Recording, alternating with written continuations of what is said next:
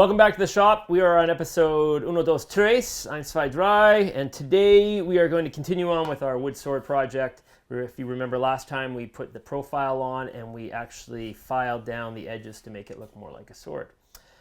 This is the last major component of the sword, which is the handguard, and we're going to work on that today. And if we go back to our original replica sword here, this is what we're going to be building. We're just going to make our square today. You could make it whatever shape you want, but there is a bit of a trick to this, and that is this handguard is actually 2 pieces of 3/4 inch material that's been notched out to receive the handle of the sword.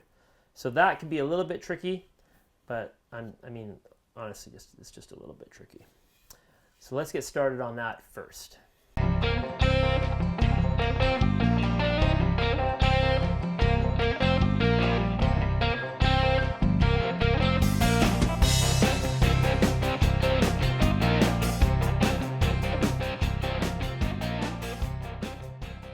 So our original sword handguard is approximately 200 millimeters, or call that 7 7/8 long, and about 40 mils, or 1 5/8 wide. So we're going to go back to our original piece of material that we're still using, and we're going to lay out our 200 mils plus 200 mils so we have both sides, and then we're going to do the thickness. We'll lay that out, and then we're going to rip this down to size before we go any further. Let's start. So I've marked out our 2 pieces here, the 400 millimeters, which is our 7 7/8. That's our 200 millimeters, our 400 millimeters, which is 15 3/4. And then I've got our marks this way, which is what we're going to rip next, which again is the 40 millimeters, which works out to be what, 1 9/16. So those are our next marks we're going to deal with. We'll get a straight edge, we'll draw this in, rip it down, and then we'll cut these into our individual pieces of the hand guard.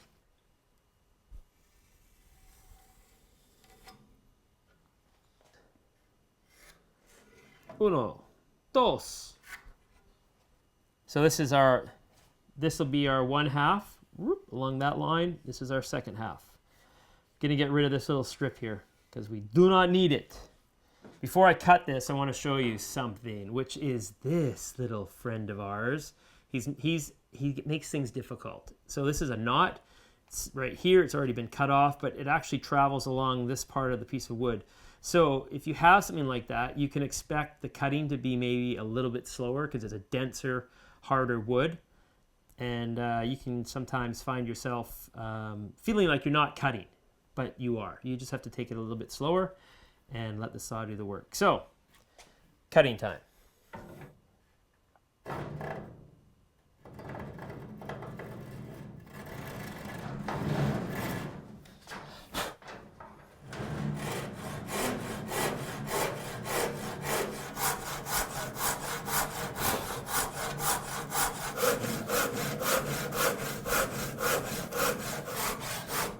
Just a little note here, you can see my fingers.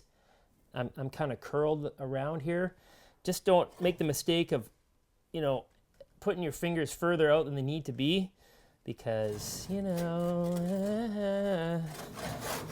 again, I want you all to have your fingertips. It makes for a good Facebook post, but yeah, for the rest of the year, you have no finger. Well, the rest of your life, I guess.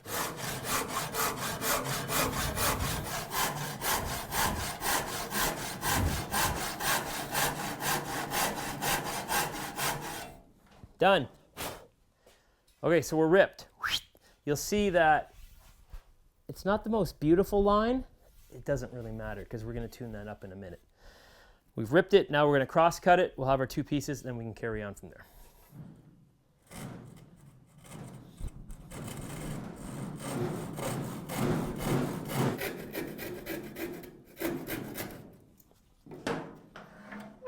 It's a good time to practice your end cuts there.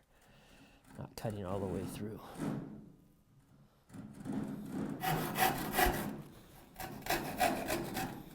Done. we've got our two pieces. Each piece has a factory edge on it, which is smooth.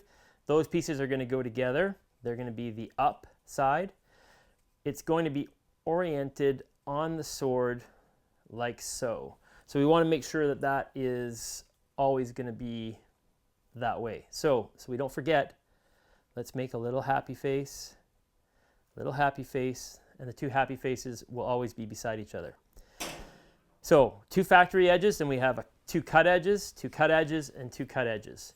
We're going to clamp these together, and then we're going to true up our ugly edges and make things look good before we start notching these out or rabbiting them out for the sword. Okay, so our two pieces, again, happy faces on top with our factory edges. I put it this way so our factory edges sit nice and flush to the flat surface. Now I'm going to clamp mine. If you don't have a C-clamp, you could probably use, I don't know, some tape. We just talked about using tape for this.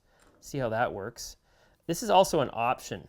Like, I'm doing this because I just want to clean up this edge. If you don't have a C-clamp and you're overly concerned about it, don't be. You could put it on the sword just like the way it is right now. But I'm trying to give you options. So there you go. Clamped up, ready to rock.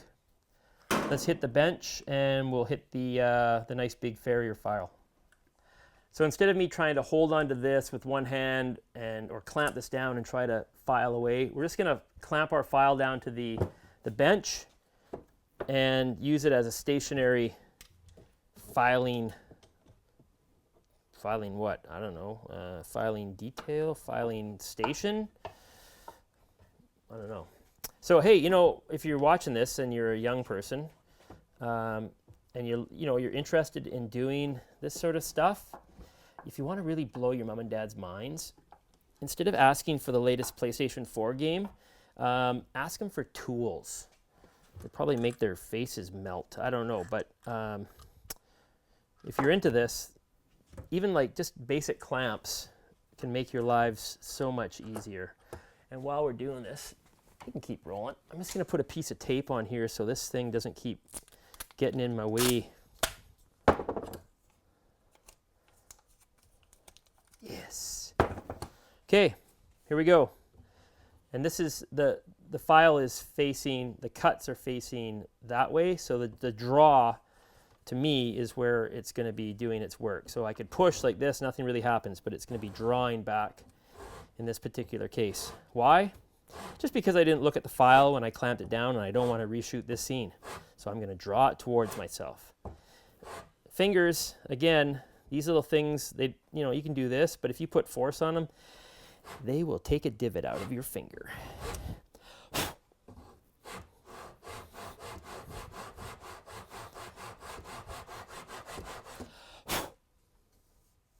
A little bit more there.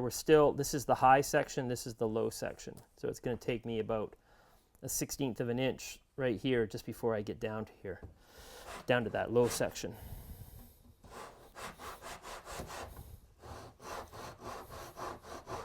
This is a smaller version of what we're using right here.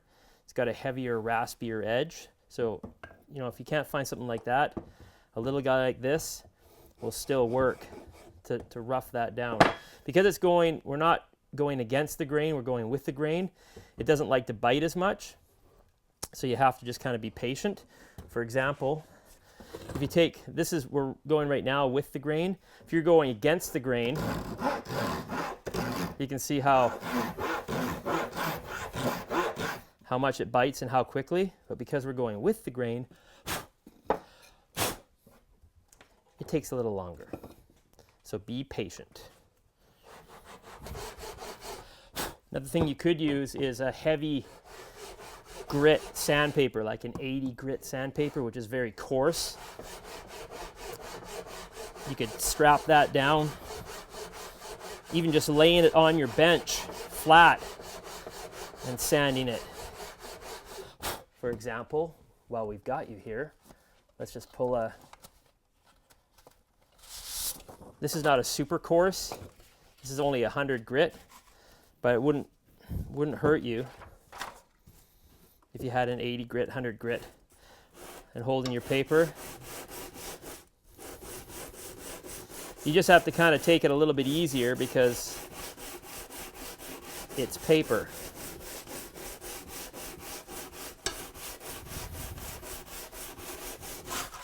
So you can see that also works. All right, we're getting down there. Carrying on.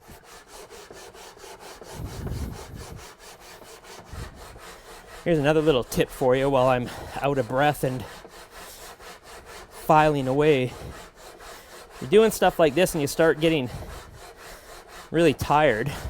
Heck, if you just start getting tired, it's a good idea just to stop, take a breath, have a drink. The reason is when you start getting tired, you start getting kind of sloppy. You start rolling your edges, not to mention your hand placement might get a bit sloppy. And the next thing you know, you have a nice meaty streak going down your file. I just have to remind myself we're not building a piano.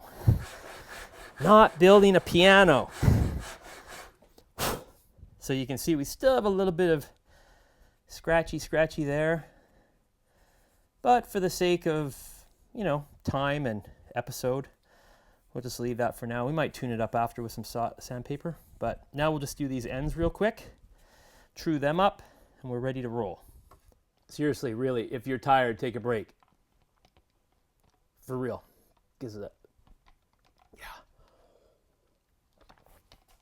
Yeah. Okay, back to work.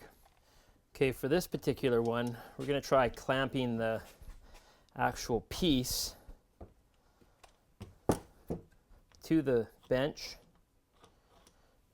And then using the file in our hand.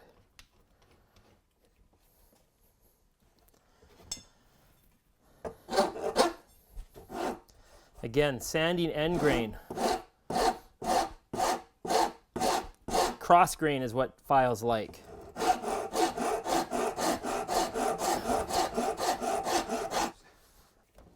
Looks like it's working. Looks like it's working. Feels like it's working. Clamps are great.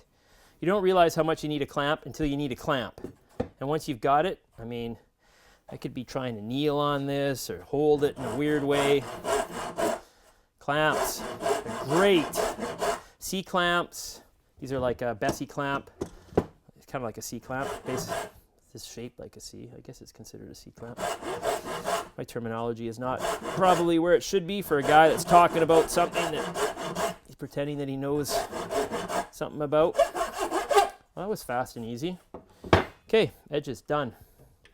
After filing, we're nice and flush on our ends and our long section and this end as well. So we are ready now to cut the notches or the rabbets that will fit over our the sword to provide our handguard. That wraps up episode 3. Check out episode 4 to see the completion of the sword handguard.